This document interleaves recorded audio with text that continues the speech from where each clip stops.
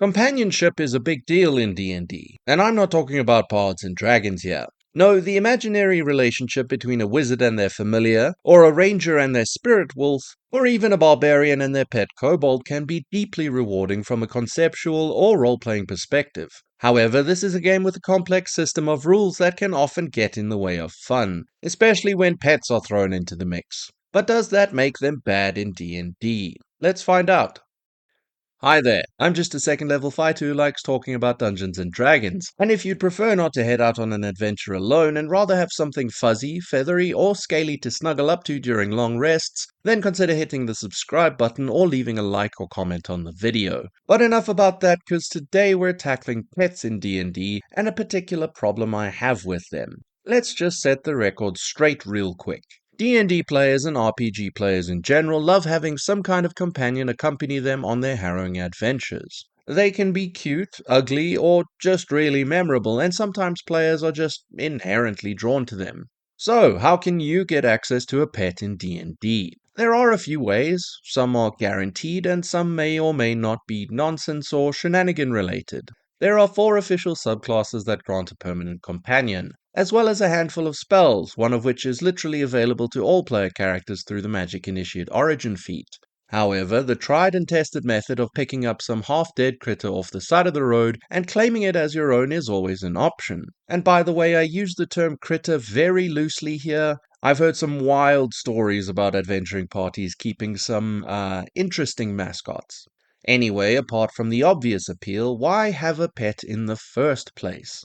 Well, within the rules, they tend to be creatures, and creatures can do things. Whether they're good at it or not, pets do have some functionality. However, it is quite well known that pets in D&D are often not long for this world. They tend to be much squishier than players, particularly the found ones, and this leads to their premature expiration more often than not. But that's not going to stop us from replacing our pet bullywug, Eustace the Third, with our new pet displacer beast, Eustace the Fourth. That being said, I have a problem with one of the functions of permanent companions, and we're going to dive into it and explore some options for dealing with it. Full disclosure though, this may in fact just be a me problem. Who knows? As mentioned, pets tend to be creatures and can therefore do almost anything a player character can do. Obviously, not always to the same degree of success, although sometimes if the DM throws the party a bone, their pet dinosaur can outshine them in every conceivable way. D&D is just kinda weird like that. But yeah, the roleplay potential of a pet is in my opinion the strongest thing it has to offer. But pets can also help out in combat, scout ahead and explore or infiltrate an area, or just help with problem solving by virtue of the fact that they are an extra body. Whether it be a found friend, familiar, or permanent companion, pets will always have some way of being useful. Not necessarily in every situation, as we'll see later on, but with enough thought and creativity, they can be contributing members of an adventuring party. At least up until the point where they become collateral damage and a career-defining traumatic memory that keeps your character up at night. So far, we've been pretty positive on pets, but there is one very specific problem I have with them. The fantasy of being in control of a very competent, combat-centric creature while your own character hangs back and gives orders just isn't truly possible given the rules and mechanics of the game, at least in a permanent state. I call this the Pokémon trainer fantasy, and for good reason. Now yes, you can run around with your D&D equivalent of Caterpie or Pidgey, but you will never have a Charizard that you can unleash on your enemies. What I mean to say is no matter what you do, your pet will never outshine you in combat, unless you intentionally gimp your own character. It just isn't possible. However, I do realize that this analogy immediately falls apart when summoning spells are brought up, as they literally function like Pokeballs, and Summon Dragon is, quite frankly, what I just described as being impossible. But we will cover those in a bit because they bring their own issues, so pretend like they don't exist for now. Anyway, when looking at character options that provide a permanent companion, why is it that the PC always outshines the pet in almost every single combat situation? Well, it all has to do with power budget. Take rangers for instance. They can always do what the base class provides. If you choose one of the 2 pet-focused subclasses, you don't suddenly lose access to your ranger power. Instead, the pet is bolted on and has to be balanced somewhat around what the other subclasses can provide. If the character had to lose something for the pet to be stronger, then this would be a different story. Anyway, of the 4 pet-focused subclasses in the game, do they all follow this trend of having their companion feel like a bolted-on addition once initiative is rolled? Yes, at least that's how I see it. None of them get even close to filling the Pokemon trainer fantasy. Just a reminder though, pets do have so much more they can do in the game, like being mounts for the right-sized creature or other utility, but that's not the focus of this argument. Also, it is helpful to keep in mind that only one of these companions was designed to beat ass and deal a respectable amount of damage. However, due to the very restrictive scaling on their damage potential and the fact that bonus actions are the clear-cut way these companions are given commands in combat, there was always going to be a very low ceiling in terms of their potential. And that's perfectly fine within the context of the mechanics and rules of the game, where some perceived level of balance is necessary. But yeah, if you want your pet to be a meat grinder while you sit back and watch, which by the way is obviously something that I want at least one character option to be able to do, well, that's just not part of the current edition of D&D, at least when talking about the permanent companions. As a brief summary, we have the Beastmaster Ranger, the OG pet subclass that has seen an astonishing amount of changes throughout the lifespan of 5e, mainly due to the fact that getting a pet just right mechanically seems to be somewhat of a challenge for the designers. Here in the 2024 version, you have a choice of 3 primal companions, each hailing from land, sea, or sky, and these scale off of your wisdom and do eventually unlock multi-attack. Of all the companions, this one has the potential to be the most effective from a pure damage perspective. It is also the only companion that can be commanded by replacing one of the ranger's attacks, which, surprise surprise, is my solution to making pets better later on, when coupled with a few extra tweaks. Keep in mind though, the primal companion itself only has a single action each turn, cause it is a creature. So unfortunately you can't command it as both an attack and bonus action. If you could though, it would slap really hard. However, the companion here still cannot outclass their ranger owner if that ranger takes some combat-oriented feats. Even in the optimal Shillelagh wisdom-focused build, the ranger just dishes out more damage. But I will say that it's a lot closer than any of its counterparts. And of course, the fantasy here is that the Beastmaster wades knee-deep into danger alongside their buddy, so it was never actually intended to outshine them. But yeah, it gets worse from here onward. The Battlesmith Artificer has their constructed Steel Defender, and this thing has the perfect ability score scaling, as the Artificer needs only focus on intelligence. However, the Steel Defender doesn't get multi-attack and kind of fills a more defensive role. It does get access to a Smite-like ability later on, but the Artificer themselves can also just use that feature. Once again, the Artificer can really outshine the pet here because of combat-related feat selection and weapons just doing more damage.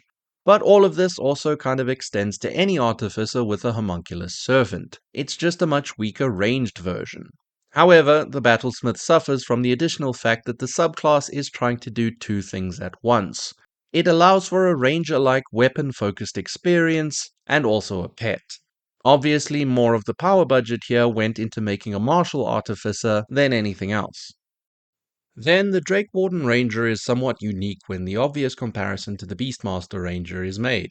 The pet Drake here doesn't have any scaling tied to the Ranger except for a breath weapon that they unlock at 11th level. They only have a single attack, but that attack is of a higher quality than the Steel Defenders at higher levels, and the Drake has the added benefit of buffing an ally's attack too.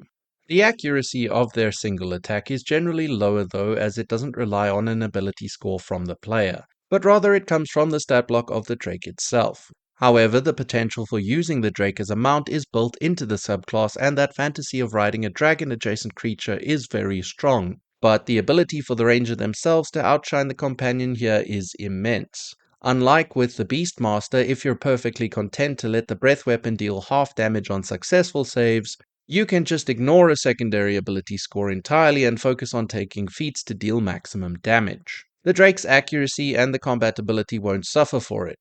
So yeah, while a very thematic option, it shines cause it's a dragon dog thing, not cause it's good in combat. Finally, we have the Circle of Wildfire Druid with their Wildfire Spirit. This thing was not designed to be a combat menace. Yes, its single attack scales with the primary ability score of the Druid, but that attack kinda does negligible damage. However, it has other features like teleportation, minor area of effect damage, reactionary healing or damage, and a get out of jail free card for the Druid themselves. So yeah, it shines in a very different way to the other permanent companions. It is quite literally a living flame after all. However, the druid themselves is a full spellcaster at the end of the day, and even dropping a high-level summon spell won't outshine that. But the wildfire spirit is a somewhat unique companion when compared to the rest. So let's quickly cover the topic of summon spells a la the 2024 PHB. If you weren't aware, there are a group of spells that can summon a specific type of creature with varying levels of power and ability. Anything from simple beasts to undead to dragons or even fiends. There is almost one spell for each creature type in the game. These spells generally last up to an hour, so they aren't permanent, and they do almost always require concentration. Along with that, the creatures summoned by these spells have less HP than equivalent level permanent companions, but oh boy can they do a lot more scary things in combat.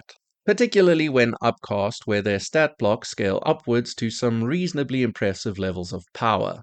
In addition, these creatures don't require you to spend any actions to command them to act on their turn. Just say the word and they'll start ripping things apart. So yes, flavoring your spell to throw out a Pokeball and call on Charizard is indeed an option at higher levels, if only temporarily. The problem with these spells, though, is that all the really good ones are restricted to full spellcasters like wizards, who, at the level where these spells become amazing, well, they tend to have better options to occupy their concentration or higher level spell slots. That being said, summoning in a Celestial or Fiend using an 8th level spell slot basically calls in a creature with the same base number of attacks as a 20th level fighter, and some pretty amazing attack options to boot. So, obviously, they majorly outshine any of the pets we've discussed so far. However, it is worth noting that all of the 4 subclasses with permanent companions have at least 1 or 2 summon spells hidden within their spell lists. Even using them at their base level, this tends to shift the power budget more towards the pets, rather than the player character, which is kinda cool. Oh, and of course, there are spells like Animate Objects and Animate Dead that create a bunch of weaker creatures to do your bidding. As a group, they can also outshine the permanent pets. But yeah, one for one, the lifelong buddies do come out on top here.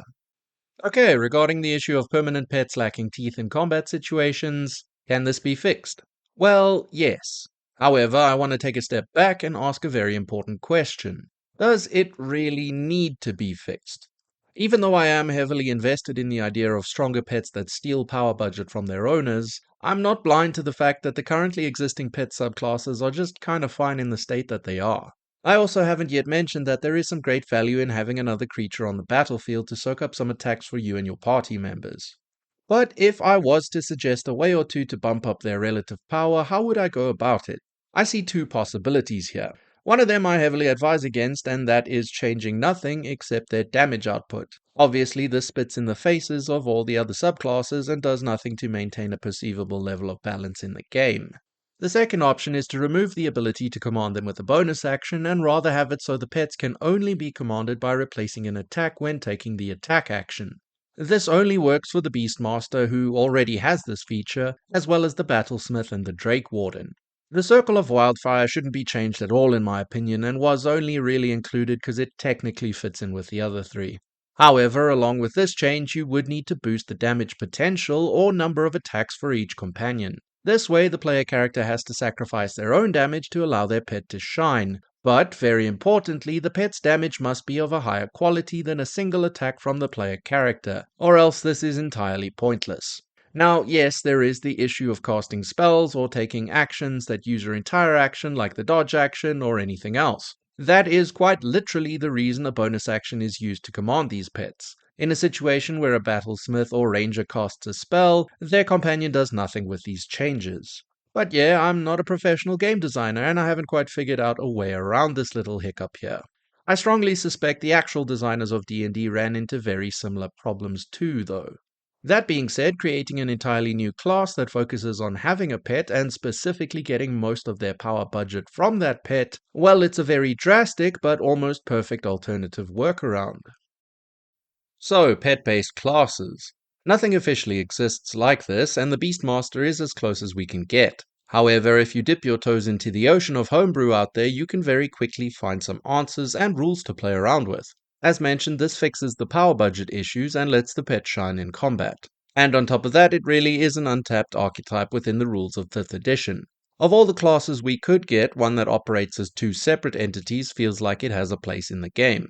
It's not another martial or spellcaster equivalent, but indeed it is its own thing with a very unique identity. And the options for customization of the pet itself through the subclass system could be infinite. However, it does run into a few issues.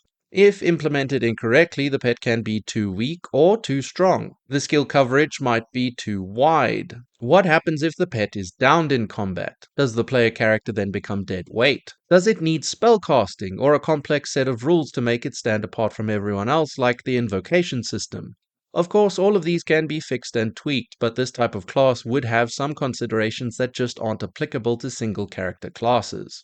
That being said, I have had some experience playing a Tier 2 Soulbinder for some time in a campaign. It's a homebrew pet-based class created by FragSource. Go ahead and take a look if you're interested. It's actually very solid. I went with a subclass that gets an elemental pet, and that thing slapped. It really did feel like I was a Pokemon trainer commanding my monster rock thing to bulldoze the enemies, while I did my best to hide my fragile body as far away as possible. Don't get me wrong though, some of the options, at least in the version that I played, had some interesting possibilities when feats were involved. Balance may or may not have been an illusion in those cases, but it was just an awesome experience to have something that wasn't a humanoid do most of the heavy lifting for my character. Okay, looking back on it all, are pets really that bad in Dungeons and Dragons? Absolutely not. You just have to temper your expectations. They aren't player characters, and as such, they don't carry the same levels of combat ability and shenanigans. However, they do function in much the same way and can be used for most things outside of combat encounters. The role playing potential is also immense. But yeah, if you're looking for the Pokemon trainer fantasy, it just isn't really represented in the rules of the game currently. Homebrew and DM intervention can help though, or you can play a conjuration or necromancy wizard or shepherd druid if you really want to fill that specific role. Oh, and I didn't really mention it at all because it muddies the water somewhat, but pets are creatures and can benefit from magic items just like players. Giving an appropriate magic item to your pet can elevate them to another level of power under the right circumstances. But that's just food for thought. Alright, that was pets in D&D. Do you share my dismay at the permanent companions not being stronger when directly compared to their owners? Or is this really just a nothing burger I'm yapping about? Anyway, if you've made it this far into the video, then you're a legend and I really do appreciate you. What's your favorite pet in D&D, and do you have any heartwarming or harrowing tales about your adventuring party adopting a special critter? But yeah, that'll do it for this one. Cheers.